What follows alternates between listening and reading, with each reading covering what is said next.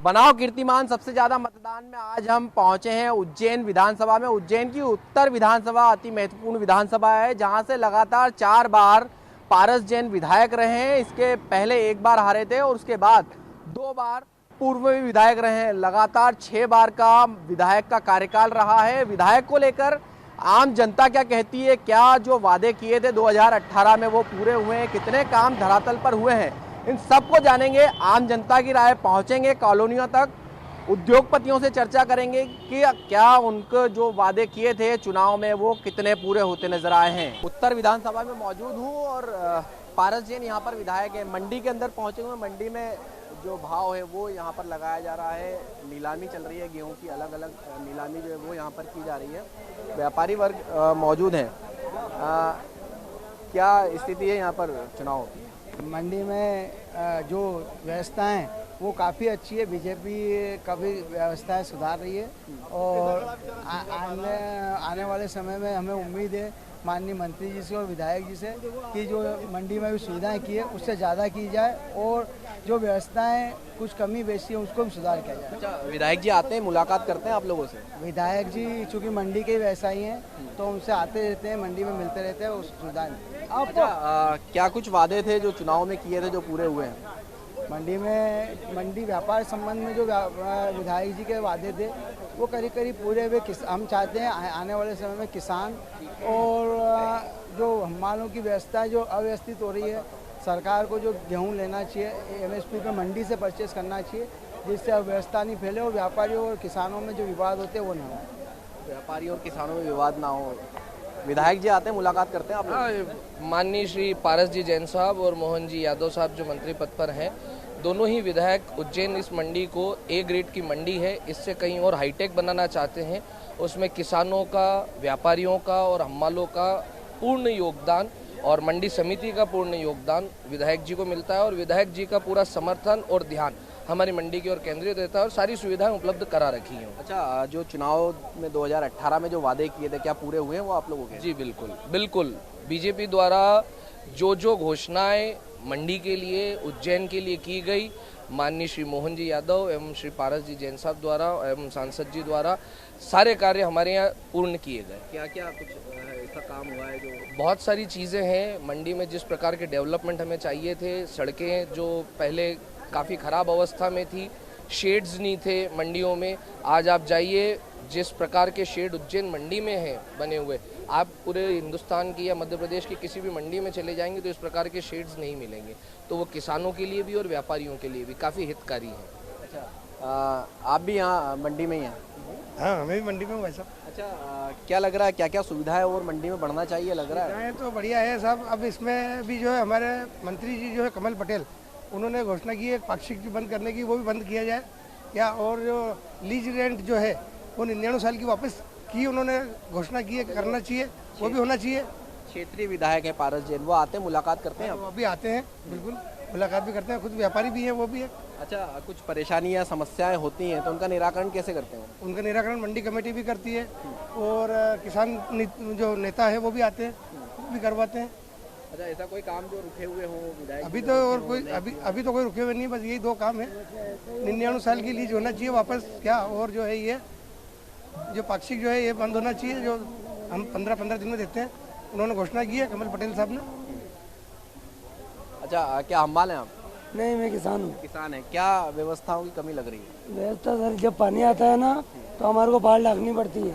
ये ट्राली में मतलब बहुत ज़्यादा दिक्कत आती है हमें। अच्छा, कभी शिकायत की है आपने मंडी प्रशासन से या स्थानीय विधायक से इसको लेकर? नहीं की। कोई परेशानी आती है मंडी में? मंडी में एक कांटे की परेशानी, एक कांटा है, अभी 3-3 घंटे लगता है। ट्रैक्टर, किसान परेशान हो रहे हैं, किसी का ट्रैक्टर टूट रहे हैं। एक परेशानी तो है, एक ही कांटे में कब तक तोले, बड़े कांटा हो जाए। 10 कांटे की बोले थे कृषि मंत्री, अभी तक कांटे भी नहीं लगे। यहाँ पे 2-5 कांटे लगना चाहिए ना, बड़े कांटे। स्थानीय विधायक भी व्यापारी है, मंडी में आते हैं, कभी उनसे शिकायत की? नहीं की, शिकायत क्या करेंगे। अभी ये मंडी कार्य करनी है, कौन सुनते हैं। बोलते हैं 10 कांटे लग जाएं, 10 टन वाले अभी तक नहीं लगे। एक कांटा है। अभी ट्रैक्टर की स्थिति देखो वहाँ जाके आप, ट्रैक्टर का किसी का मुंह टूट रहा है, किसी की लाइट टूट रही है, किसान ही किसान लड़ रहे हैं। व्यवस्था कितने किसान यहाँ पर रोज मंडी में पहुँचते हैं अपना माल लेकर? यहाँ पे तो बहुत सारे किसान, करीबन अपन को अंदाज तो इतना नहीं है, आप देख रहे हो ना भीड़ की कितनी स्थिति है। रेट सही मिल रहा है गेहूं का?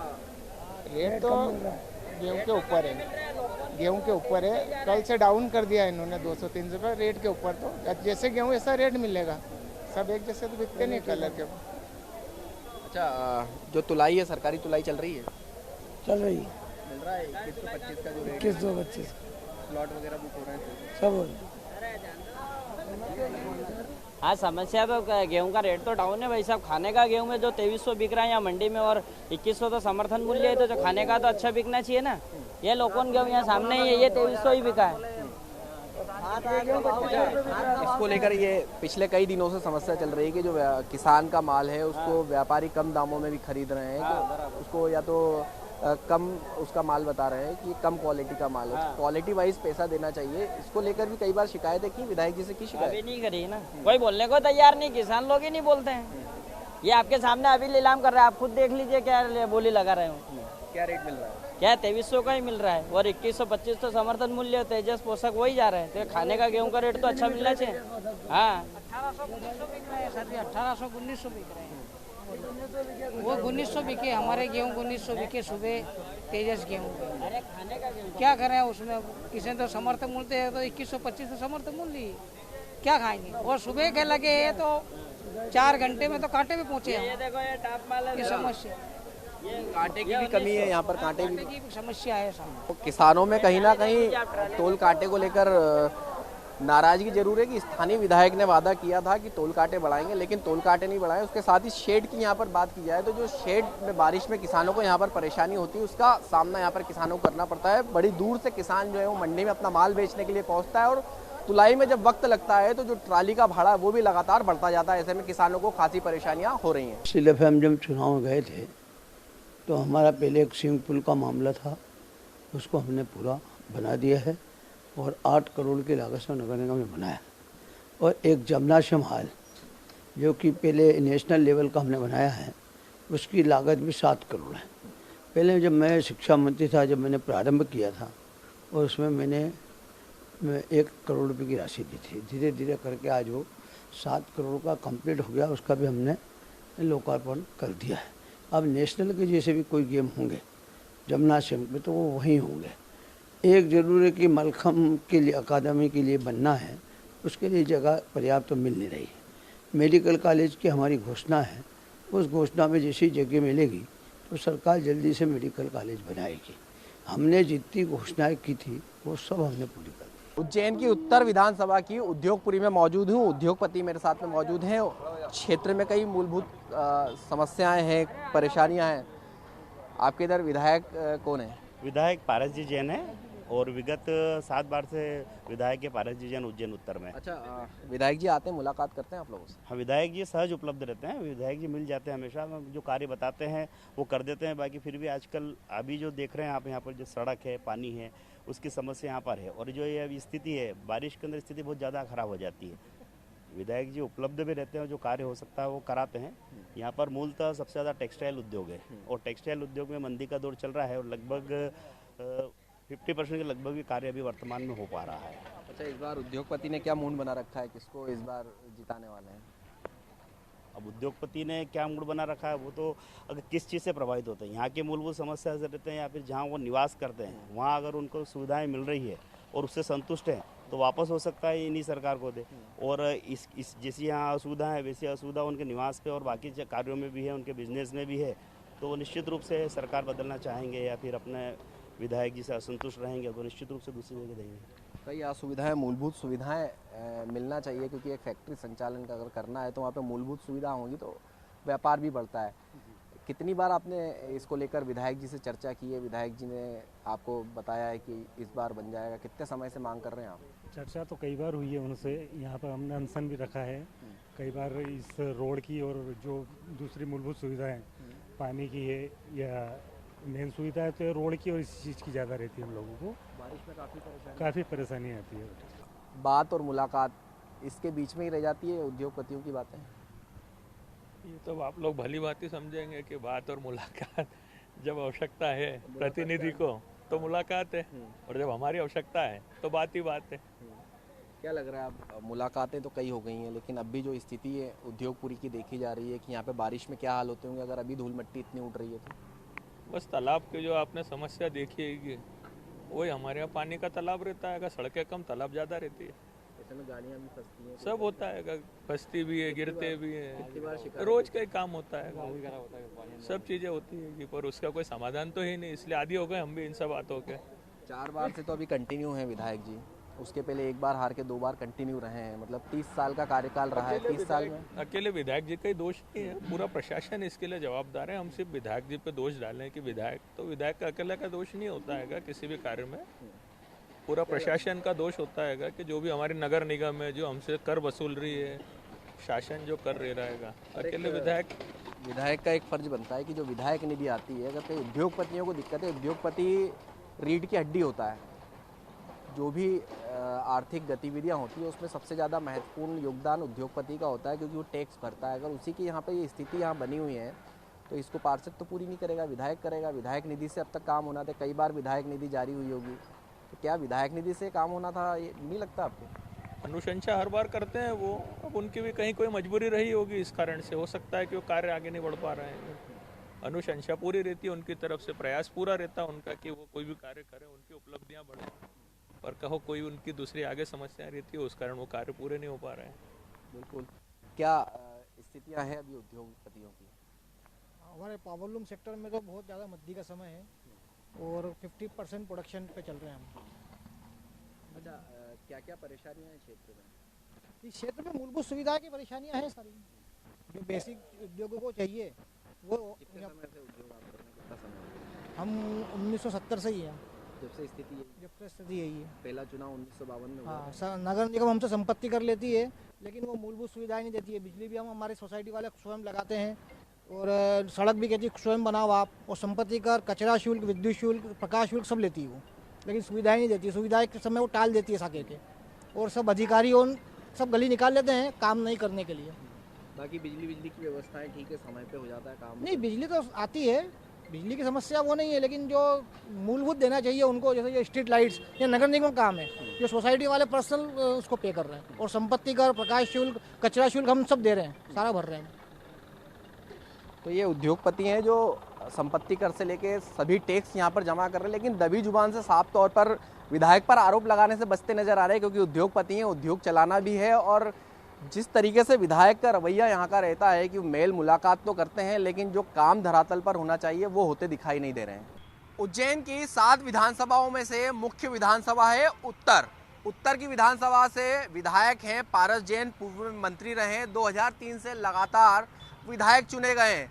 इस बार क्षेत्र में जनता में काफ़ी नाराजगी है कि लगातार जीत का जो घमंड है वो यहाँ पर झलकता हुआ दिखाई दे रहा है। कई क्षेत्रों में विधायक जी अब तक नहीं पहुंचे हैं, चुनाव के समय वादे कर आते हैं, उसके बाद जो वादे किए हैं वो धरातल पर नहीं उतरते हैं। कई क्षेत्रों में अब भी लोग जो हैं वो कई परेशानियों से जूझ रहे हैं। अगर नर्मदा जल की बात की जाए, नर्मदा का पानी अब तक उत्तर विधानसभा क्षेत्र में नहीं पहुंचा है। कुछ क्षेत्र ऐसे हैं जहां पर समस्याएं काफ़ी हैं, लेकिन निराकरण कुछ भी नहीं। जनता के मन में एक आक्रोश यहाँ पर देखा गया है। उज्जैन की उत्तर विधानसभा की महालक्ष्मी विहार कॉलोनी में मौजूद हूँ। कॉलोनी पॉश एरिया है, वीआईपी एरिया दिख रहा है, लेकिन यहाँ के लोग जो हैं वो यहाँ पर खासे परेशान हैं। टिंचिंग ग्राउंड पास में है, 2016 में आया था, अस्थायी रूप में आया था, लेकिन अब स्थायी हो गया है। कितनी परेशानियाँ होती है टिंचिंग ग्राउंड से? काफ़ी परेशानी होती है। यहाँ पे जो धुआं उठता है उससे घर के बुज़ुर्गों को काफ़ी परेशानी होती है, लोग भी परेशान हो जाते हैं, है ना। वायु प्रदूषण इतना हो जाता है कि यहाँ पे शाम के वक्त, सुबह के वक्त जो है घरों में धुआं घुस जाता है काफ़ी। और ये इस चीज़ के लिए पहले भी प्रयास कर चुके हैं, प्रशासन को और सभी को बता चुके हैं, लेकिन उनकी तरफ से कोई भी प्रयास नहीं किए गए। विधायक कौन है आपके? हमारे श्री पारस जैन जी। तो जैन साहब से कभी शिकायत करी इसको लेकर? हाँ बिल्कुल की थी ना शिकायत, तो हमने की थी।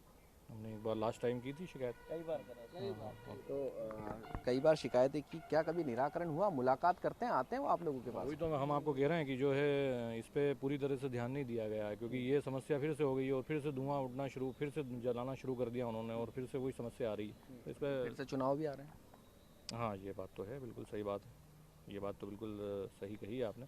लेकिन इसका क्या है कि ये इन लोगों को ध्यान देना चाहिए और इसका समस्या का समाधान करना चाहिए, ताकि नागरिकों को दिक्कतें नहीं आए, परेशानी नहीं आए।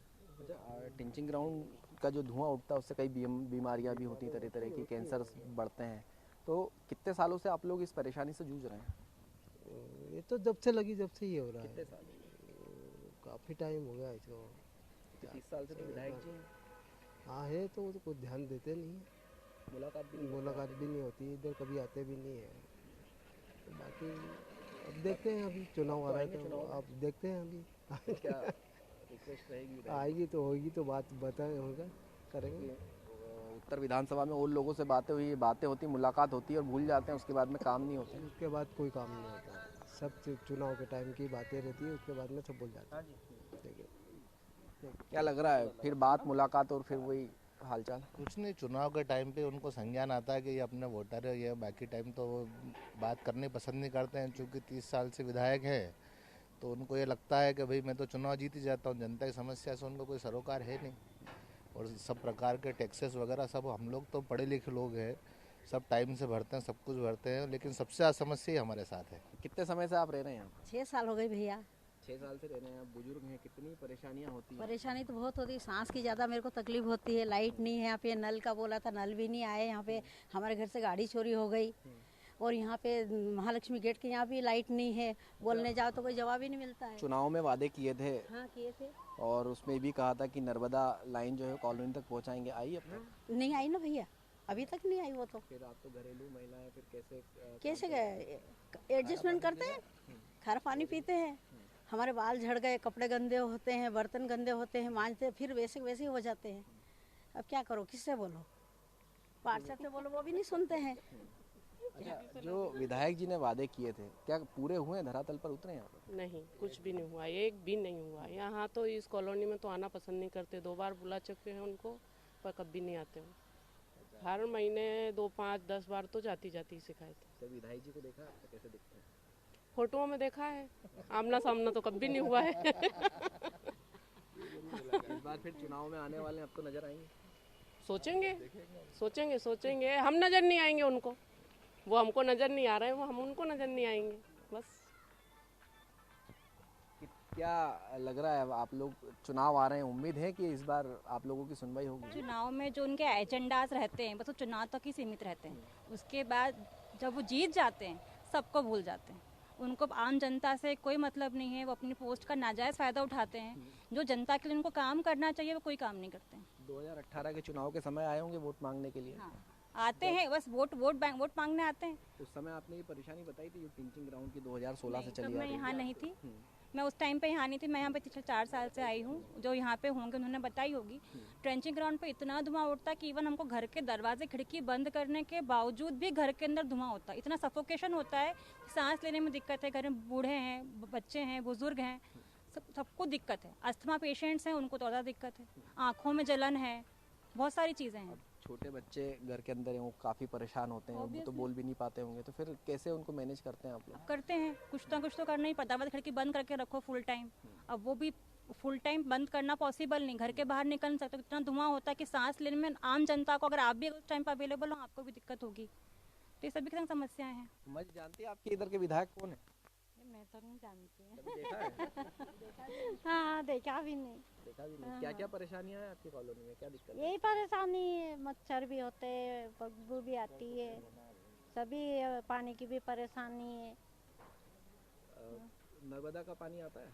नर्मदा का नहीं आता। फिर कैसे चलाते हैं काम घर का? ये है नहीं होल बोरिंग में तो पानी भी खारा आता है। हाँ, बहुत खारा है। आरओ लगा है घर में, और न्यू वापरने में तो पानी बहुत गंदा रहता है। अच्छा, 2018 में चुनाव के समय आए होंगे विधायक जी, उस समय वादा किया होगा कि ये टिंचिंग ग्राउंड को हटाएंगे या शिफ्ट करेंगे, बंद कराएंगे, करे थे? बिल्कुल, बहुत बड़ी लिस्ट दी थी उन्होंने, हम ये कर देंगे, स्विमिंग पूल बना देंगे राष्ट्रीय स्तर का, और स्वच्छ वातावरण देंगे, स्वच्छता रहेगी, कानून व्यवस्था अच्छी रहेगी, जगह जगह CCTV कैमरे लग जाएंगे और ये टिंचिंग ग्राउंड हट जाएगा। लेकिन एक भी वादा पूरा नहीं हुआ उनका। स्विमिंग पूल को लेकर तो विधायक जी कह रहे हैं कि जल्द पूरा हो जाएगा, कब से काम चल रहा है? वो स्विमिंग पूल को लेके भी 20 साल से बोल रहे हूँ। उनके हर बार के, आप पिछले 20 साल के उनके वो घोषणा पत्र देख लो, तो वो हर बार घोषणा पत्र में वो प्रमुख लाइन रहती है उनकी, स्विमिंग पूल अंतर्राष्ट्रीय स्तर का स्विमिंग पूल देंगे। अब वो क्या हालत है वो आप देख लेना जाके, आपको पता पड़ेगा क्या स्थिति है। सर न्यूज़ 24 के माध्यम से मैं एक बात और कहना चाहूँगा कि पिछले विगत एक हफ्ते से कम 15 से 20 यहाँ पर गाड़ियाँ, मोबाइल, घरों में चोरी, कानून व्यवस्था तो बिल्कुल नहीं के बराबर है। हमने चिमनगंज मंडी पे भी थाने पे शिकायत करी, वहाँ कोई सुनवाई नहीं रही। मैं एडिशनल एसपी साहब को मैं खुद ज्ञापन दे के आया हूँ, वहाँ कोई सुनवाई हुई, किसी प्रकार की कोई सुनवाई नहीं हो रही। आज आम नागरिक इतना परेशान है कि अगर वो जनता जो अगर चोरी होगी तो पुलिस के पास जाएगा, और पुलिस ही हमारी नहीं सुनेगी तो हम कहाँ जाएंगे। और सीएम हेल्पलाइन भी ढोंग है एक तरह से, मैं तो ये मानूंगा ढोंग है, क्योंकि जब निराकरण हो ही नहीं रहा तो सीएम हेल्पलाइन का मतलब क्या है? आप सुनना ही नहीं चाहते किसी अधिकारी के बारे में। बताओ कि भाई हमारे स्ट्रीट लाइट बंद है, उसकी कंप्लेंट करो तो वो घर आ जाता है, प्रेशर बनाता है कि भाई आप कंप्लेंट वापस ले लो, सीएम हेल्पलाइन पे क्यों करा आपने। ऐसी पुलिस के कार्रवाई के खिलाफ भी यदि कुछ बोला जाए तो वो सुनने को तैयार नहीं कोई भी। अब कौन दुश्मनी लेगा पुलिस वालों से भी, या किसी विभाग से कौन दुश्मनी लेगा? इसी तरीके से 14 कॉलोनियां हैं जिनके अंदर टिंचिंग ग्राउंड का गंदा धुआं पहुंचता है। कई बीमारियां फैल रही हैं, परेशानियां हो रही हैं। विधायक जी जो हैं वो नींद से नहीं जाग रहे हैं। विधायक जी कुछ कॉलोनियों में पहुंचते हैं, लेकिन जिन कॉलोनियों में हम पहुंचे, न्यूज़ 24 मध्य प्रदेश छत्तीसगढ़ की टीम पहुंची है, वहां तक विधायक जी अब तक नहीं पहुंचे हैं। कैमरामैन केशव मराठा के साथ हेमंत शर्मा, न्यूज़ 24 उज्जैन।